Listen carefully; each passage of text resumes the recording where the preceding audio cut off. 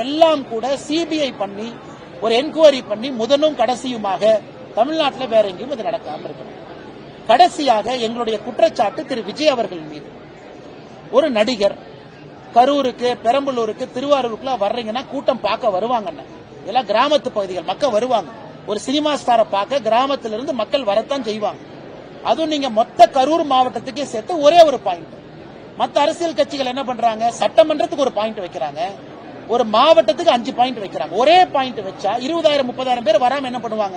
அதுவும் வீக்கெண்ட்ல வைக்கிறீங்க, சனிக்கிழமை வைக்கிறீங்க. சனிக்கிழமை வைக்கும் பொழுது மக்கள் எல்லோரும் வரத்தான் செய்வாங்க. குழந்தை குட்டியை கூட்டிட்டு வருவாங்க. அது வீக் டேவா இருந்தா குழந்தை கூட்டிட்டு வர மாட்டாங்க. திங்கக்கிழமையோ செவ்வாய்க்கிழமையோ புதன்கிழமையோ குழந்தை டியூஷனுக்கு போகும், படிக்கும். நீங்க வீக்கெண்ட்ல சனிக்கிழமை வச்சா குழந்தை எடுத்துட்டு தான் மக்கள் வர செய்வாங்க. ஏன்னா ஒரு தூண்டுதல். சரி பாப்போமே, ஒரு கூட்டத்தை குழந்தை காட்டுவோமே, ஒரு தலைவனை காட்டுவோமே, சினிமா ஸ்டாரை காட்டுவோம். அதனால் விஜய் அவர்களை போன்றவர்கள் இதெல்லாம் யோசிக்கணும், இதெல்லாம் யோசிச்சு வைக்கணும். அவர் யாருமே, எந்த ஒரு தலைவரும் என்னுடைய கூட்டத்தில் யாராச்சும் இறக்கணும்னு யாரும் வரமாட்டாங்க. விஜய்க்கும் அது போன்ற மனப்பான்மை கிடையாது. பாவம், அவரும் மக்களை பார்க்கணும் ஆசையோட தான் வந்திருக்கணும், மக்களும் அவரை பார்க்கணும் ஆசையோட வந்திருக்கணும். அப்படி இருக்கும் பொழுது ஒரு தலைவனுடைய கடமை, நாம போறனால யாருக்காச்சும் உபத்திரம் ஆகுதா? நம்ம கிட்ட அந்த அளவுக்கு லீடர்ஷிப் டீம் இருக்காங்களா? இப்ப பாரதிய ஜனதா கட்சியோ வேற ஒரு கட்சி எடுத்துக்கிட்டீங்கன்னா ஒரு லீடர்ஷிப் டீம் இருப்பாங்க, செகண்ட் லெவல் லீடர்ஸ் இருப்பாங்க. இன்னைக்கு தமிழக வெற்றி கழகத்தை பொறுத்தவரை இப்பதான் தலைவர்கள் வர்றாங்க, செகண்ட் லெவல் லீடர்ஷிப் டெவலப் ஆகுது. அப்படி இருக்கும் பொழுது யாரை கண்ட்ரோல் பண்ணுவாங்க, யாரை போய் தடுத்து நிறுத்துவாங்க, இதையெல்லாம் விஜய் அவர்கள் உணரணும். அதனால இப்ப இருந்து அவர் போகக்கூடிய எல்லா கூட்டத்தையும் மாத்தணும். இந்த வீக்கெண்ட் கான்செப்ட வெளியே வாங்க. ஏற்கனவே நம்ம சொன்னோம், இல்ல மக்களுக்கு உபத்திரம் கொடுக்க கூடாதுங்கிறதுக்காக வீக்கெண்ட்ல போறோம். என்ன நாயங்கன்னா, வீக்கெண்ட்ல போனதான் கூட்டம் வரும், வீக்கெண்ட்ல போனதான் குழந்தைங்க வருவாங்க, வீக்கெண்ட்ல போனதான் பெண்கள் வருவாங்க. எதற்காக இத்தனை குழந்தைகள், 10க்கும் மேற்பட்ட குழந்தைகள் எதற்காக இறந்திருக்கிறாங்க? வீக்கெண்ட்ல கூட்டம் வச்சனாலதான். அதனால நான் விஜய் அவர்கள் மீது நேரடியாக குற்றச்சாட்டு சொல்லிங்கன்னா, இதெல்லாம் உட்கார்ந்து ஆராய்ந்து வீக்கெண்ட்ல ஒரு போன்ற ஒரு மாநாடு தேவையா, ஒரு மாவட்டத்திற்கு ஒரு பாயிண்ட் மட்டும் தேவையான ஆலோசிக்கணும். ஏன்னா 2ஆம் கட்ட தலைவர்கள் உருவாகும் வரை இந்த பிரச்சனை ஒரு கட்சிக்கு வரத்தான் செய்யும். அதனால் நிச்சயமாக விஜய் அவர்கள் இதை பரிசீலித்து நடவடிக்கை எடுப்பார்கள் என்கிற நம்பிக்கை இருக்கு. அதே நேரத்தில் நாம எல்லா ஒரு விஷயத்தை புரிஞ்சுக்கணும். விஜய் மேல குற்றம் சாட்டுறோம், விஜய் தான் அக்யூஸ் நம்பர் 1, அந்த கருத்தை நான் ஏத்துக்க மாட்டேங்க. ஒரு கூட்டத்தை கூட்டுவது, கூட்டத்துக்கு வர்றேன்னு விஜய் சொல்லலாம். அந்த கூட்டத்திற்கான பாதுகாப்பு கொடுக்க வேண்டிய கடமை அரசனுடையது. அந்த கூட்டத்திற்கு பர்மிஷன் கொடுக்க வேண்டியது அரசனுடையது. உங்களுக்கு இல்லையா, இல்லைன்னு சொல்லிட்டு போங்க, அவங்க கோர்ட்ல போய் வேற பர்மிஷன் வாங்கட்டும், வேற இடத்துல வாங்கட்டும், வேற இடத்த கொடுங்க. அதனால் விஜய் அவர்களை பொறுத்தவரை இந்த கூட்டத்துக்கு நான் கூட்டுனேன், நான் வந்தேன், அவருக்கு எல்லா உரிமையும் இருக்கு. அவரை பார்ப்பதற்கு மக்களுக்கு உரிமை இருக்கு. 1000 பேர் வரலாம், 10,000 பேர் வரலாம், 10 லட்சம் பேர் வரலாம், அவங்களுக்கு உரிமை இருக்கு. இந்த இடைப்பட்ட தரகர் யாருன்னா அரசு. அரசு இங்கை பொறுத்தவரை தரகர வேலையை செய்யணும். விஜய் அவர்களுக்கு அனுமதி கொடுக்கணும், வர்ற மக்களுக்கும் பாதுகாக்கணும்.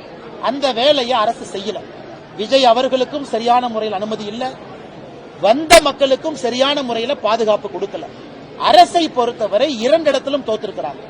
ஒருதலை பட்சமாக பாரபட்சமாக எதிர்க்கட்சிக்கு நடந்துக்கிறாங்க, ஒருதலை பட்சமாக பாரபட்சமாக சாமானிய மனிதர்கள் நடந்திருக்கிறாங்க.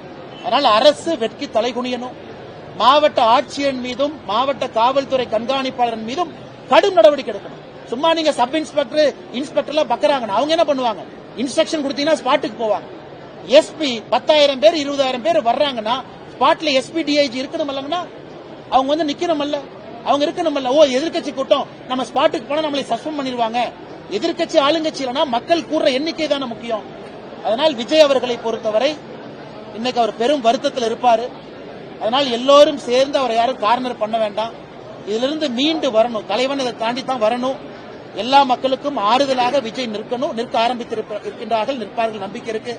3வது, தன்னுடைய பயணத்தினுடைய வடிவமைப்பை மாற்றணும். இந்த வீக்கெண்டு சனிக்கிழமை குழந்தைங்க வர்றதை அவாய்ட் பண்ணணும். அதே போல கடைசியா பெற்றோர்களுக்கு, அண்ணா நாம் ஒரு வளர்ந்த மாநிலங்கண்ணா, இது நேரடியாக நான் உங்கள்கிட்ட சொல்றேங்கண்ணா, நானும் வயிறறிஞ்சு சொல்றேன், நாம் ஒரு வளர்ந்த மாநிலம். இந்தியாவில் நம்பர் 2வது இடத்துல இருக்கிற மகாராஷ்டிராக்கு அப்புறம் படித்தவர்கள் அதிகமாக இருக்கக்கூடிய மாநிலம். நம்ம நடவடிக்கை அப்படியாங்கண்ணா இருக்கு. விஜய் கார்ல போகும்போது பைக்ல 100 பேர் போறாங்க, தொத்த பாக்குறாங்க. என்னன்னா அது, உங்க அப்பா அம்மாக்கு ஒரு குழந்தை நீங்க தான், இறந்து போன 40 பேருக்கு அவங்க எல்லாம் வீட்டுல தங்கம் தான். எல்லாருமே கணவன் மனைவி குழந்தை தாத்தா பாட்டி எல்லோரும் யாரோ ஒருத்தர் இழந்திருக்கிறாங்க. அதனால எதற்காக இப்படி ஒரு மேல தொங்குறது, கோயில் மேல நிக்கிறது, மசூதி மேல நிக்கிறது, சர்ச் மேல நிக்கிறது, டிரான்ஸ்ஃபார்மர் மேல நிக்கிறது, எதுக்கு அப்படி? உங்களுடைய தலைவனை பார்க்கணுமா, ஆனந்தமா பாருங்க, டிவியில பாருங்க, பாதுகாப்பா பாருங்க. கை தட்டுங்க, ரசிங்க, எல்லாம் பண்ணுங்க. உங்களுக்கு அங்கே பாதுகாப்பு இல்லைன்னு தெரிஞ்சதுக்கு அப்புறம் ஏன் போய் அடையிறீங்க? இன்னைக்கு ஒரு ஸ்கொயர் மீட்டரை பொறுத்த வரைக்கும் 2 பேர் தாங்க நிக்கலாம். 2 பேர் என்னதான் பாதுகாப்பு ஒரு ஸ்கொயர் மீட்டர். இப்ப 100 ஸ்கொயர் மீட்டர்னா 1076 ஸ்கொயர் ஃபீட். எத்தனை பேர் நிக்கிறாங்க? ஒரு ஸ்கொயர் மீட்டருக்குள்ள 5 பேர் நின்னா நடக்காம என்ன ஆகும்? அதனால் யாரின் மீது குறை சொன்னாலும், அரசு, எஸ்பி, டிசி, விஜய், அவங்க இவங்கன்னு யாரு மேல சொன்னாலும் கூட்டத்துக்கு வருகின்ற ஒருத்தரும் யோசிக்கணும். உங்க குடும்பத்துக்கு நீங்க மட்டும்தான். உங்களை இழந்துட்டா அவங்களுக்கு அது லைஃப் டைம் போச்சு. அதனால் நீங்க தயவு செஞ்சு யார வேணாலும் போய் பாருங்க. டிவியில பாக்குறவங்கள பாருங்க, யூடியூப்ல பாக்குறவங்கள பாருங்க, தூரத்துல இருந்து பாருங்க. அங்க போனதுக்கு அப்புறம் பாதுகாப்பு இல்லைன்னு தெரிஞ்சதுக்கு அப்புறம் ஏன் உள்ள போறீங்க? எதுக்காக பைக்ல துரத்துறீங்க? என்னது? நீங்க கீழே விழுந்தா யாருக்கு பிரச்சனை?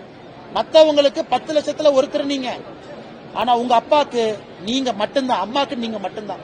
அதனால அந்த இளைஞர்கள், பெண்கள், குழந்தைகளுக்கு நான் ரொம்ப மன கஷ்டத்துல சொல்றேன். தயவு செஞ்சு இது போன்ற ஒரு சூழ்நிலையை ஏற்படுத்தாதீங்க. கூட்டமா இருக்கிற இடத்துக்கு போகாதீங்க. அரசியல் கட்சி, பாரதிய ஜனதா கட்சி நாங்களும் மாநாடு போடுறோம். பாதுகாப்பா இருக்கு, விஸ்தாரமா இருக்கு, அங்க போய் நிக்கலாம்னா வாங்க, இல்லாட்டி வராதீங்க. டிவியில பாருங்க, தொலைபேசியில கேளுங்க, நியூஸ் பேப்பரை படிங்க.